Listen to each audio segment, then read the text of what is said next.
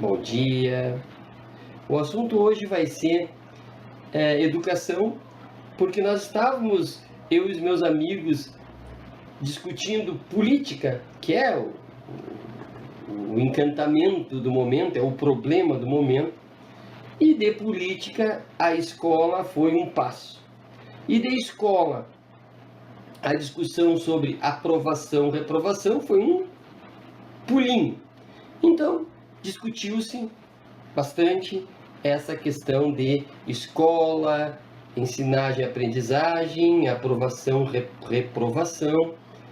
E foi uma discussão bastante calorosa, porque alguns conhecidos defendiam aquela tese clássica que é estuda passa, não estuda não passa, né? Uma espécie de meritocracia escolar, onde aquele que se esforça mais tem os melhores resultados e aquele que se esforça menos tem os piores resultados, né? E essa foi a tese mais agredida, né? A tese mais criticada, porque meritocracia, se no mundo real é um problema, quem dirá no mundo escolar, no mundo real escolar, né? Se o mundo real político, econômico é um problema, imagina no mundo real escolar, né? Uma meritocracia seria muito complicado. Mas na verdade, qual é a discussão que está em jogo? A discussão, na verdade, é a seguinte: nós temos indivíduos, 29, 30, 35 indivíduos, alunos, numa sala de aula, um único professor. E este professor precisa administrar disciplina em disciplina, precisa comunicar conhecimento, comunicar dando ênfase a emitir informações, receber informações, dialogar informações com esses alunos.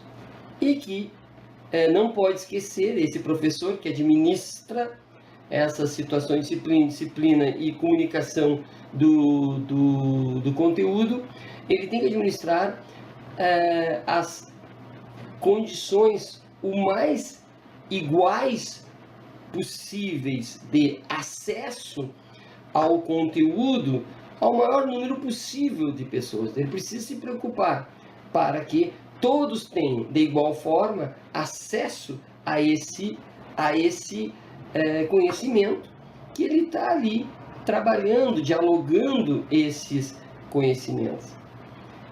É uma situação bastante complicada, porque esse princípio da igualdade evidentemente colide com as diferenças individuais.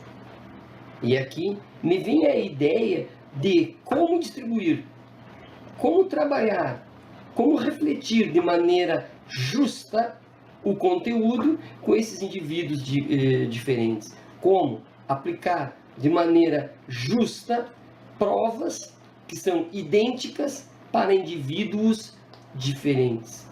A questão aqui que eu tento levantar é uma questão de justiça, aplicação justa.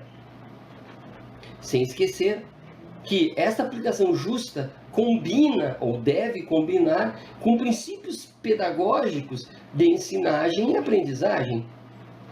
Uma ensinagem, uma aprendizagem deve ser justa.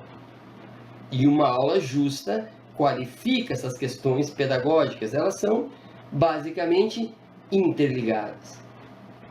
Agora, a filosofia do direito, ou a filosofia no geral, ou ainda a filosofia aristotélica, traz um princípio bastante interessante que é a justiça como equidade. Não vamos até ainda John Rawls, mas vamos ficar lá meio que aristotélicos, né? Um tanto aristotélicos, né? Mas não vou falar do Aristóteles, evidentemente. Mas a justiça como equidade. E aí precisamos falar sobre a equidade, cruzar por ela. A equidade é um princípio que garante que possamos distribuir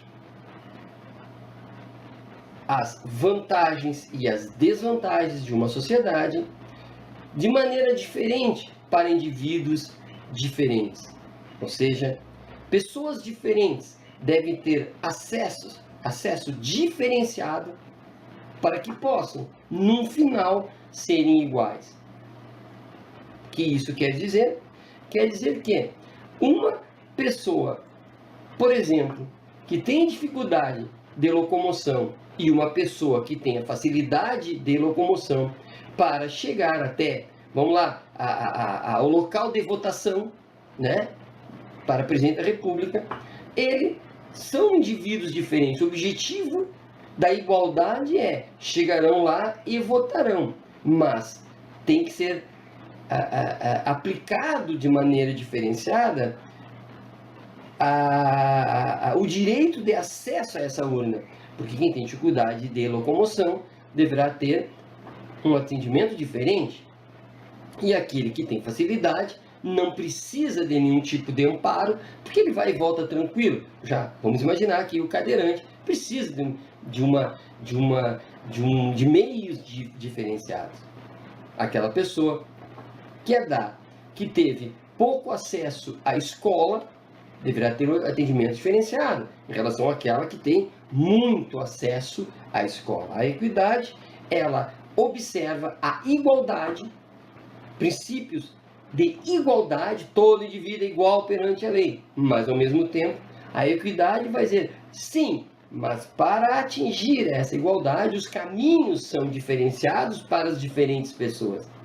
Portanto, aqui não cabe a meritocracia, porque não é justo que o cadeirante se esforce muito mais para chegar à votação do que aquele que vai se esforçar muito menos para chegar até o local, porque esse indivíduo que é cadeirante não tem por que ser punido esforçando-se mais se ele é um cadeirante. Não há como exigir dele mais. Então não há por que exigir menos do outro. Então é preciso que se faça essa equalização para que os dois possam chegar juntos. Da mesma forma, numa sala de aula, o princípio da justiça é que deve levar o professor a refletir a sua prática. O princípio da justiça levando em consideração também outro princípio, que é o da equidade. Por exemplo, aplicar a sua prova e ficar sentado, esperando que os alunos caminhem até a prova, uns sofrendo muito mais e outros sofrendo muito menos, simplesmente porque a prova é uma e as pessoas são diferentes, correndo atrás desta prova. Eu lembro de uma piadinha, de uma tirinha de jornal, em que alguém, não me lembro bem, deu como objetivo para alguns animais subirem numa árvore. O objetivo era subir na árvore, só que um era um peixinho no aquário, o outro era um macaco, o outro era uma tartaruga. Vários animais. Era evidente que alguns animais subiriam na árvore, outros teriam muita dificuldade, talvez outros não subissem na árvore. É preciso modificar o objetivo, porque o peixinho do aquário, por exemplo, para ele subir a árvore era impossível. Portanto, o princípio da equidade é para que o professor possa observar esses alunos do ponto de vista da justiça. E a justiça é pedagógica, e o estudo pedagógico busca o justo. Portanto, quando o professor observa a sua prova e tem indivíduos com alto rendimento e indivíduos com rendimento aquém do esperado, é preciso que esse professor, do ponto de vista da justiça, observe se o seu procedimento foi um procedimento equânime, ou seja, deu de si, o professor deu de si de forma diferente para as diferentes pessoas que lá estavam para fazer esta caminhada até a aprendizagem e posteriormente após a prova, que é uma avaliação também do professor. E é uma avaliação da justiça do professor. Este professor é justo? Esta prova, que normalmente o professor pensa em o quanto o aluno aprendeu, ou quanto eu, professor, fui qualificado na hora de dar essa aula, foi uma aula eloquente, foi uma aula que eu sabia o conteúdo, né? Mas agora, eu creio que ele deve se preocupar com a justiça desta aula, justiça dessa prova. Então a prova é um momento de nós aferirmos se foi justo. E aqui, portanto, eu não posso de antemão dizer que a reprovação é injusta e que a aprovação é justa. Eu não posso dizer de antemão que ninguém pode repetir de ano e que todos devem, portanto, ir para a série seguinte. Eu não posso de antemão. O que eu posso discutir é a justiça do processo. Esta reprovação foi justa? Esta aprovação foi justa? Ela foi equânime? Foi dadas condições diferenciadas para as diferentes pessoas? Se o professor entende que ele agiu com justiça, ele agiu de acordo com princípios éticos que o levaram à consciência de que fez tudo o que era possível e de forma diferenciada para as diferentes pessoas, eu diria que essa reprovação foi justa. A aprovação, da mesma forma. É preciso que o aluno, ao perceber esse tratamento justo, ele também se preocupe quando avaliar seu professor. Ele está sendo justo? Este aluno é preciso ser maduro o suficiente, é um trabalho de diálogo com os seus professores e com a comunidade escolar. É preciso que esse aluno seja consciente e que com o tempo ele aprende, por ser jovem não nasce sabendo, é preciso que ele aprenda a olhar com justiça o processo escolar e que ele perceba que ele não agiu com toda a sua potencialidade para atingir os objetivos do professor. E se ele pensar que são muitos professores, são muitas disciplinas, ele também deve pensar, como um sujeito equânime, que ele deve trabalhar com professores diferentes, com ímpetos pessoais diferentes e com escolhas diferentes para cada professor, para que ele possa basear-se na justiça para avaliar o conjunto de professores da sua escola. Portanto, eu convido as pessoas, tanto professores quanto alunos, a refletirem sobre o conceito de justiça, o conceito de equanimidade, para que nós possamos, tendo objetivos iguais para todos,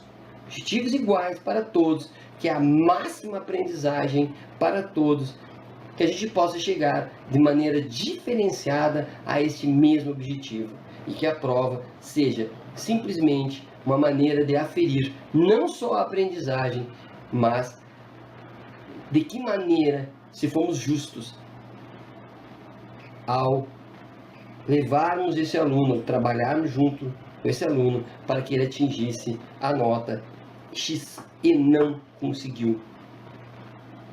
Um abraço e fica aqui mais uma reflexão para nós.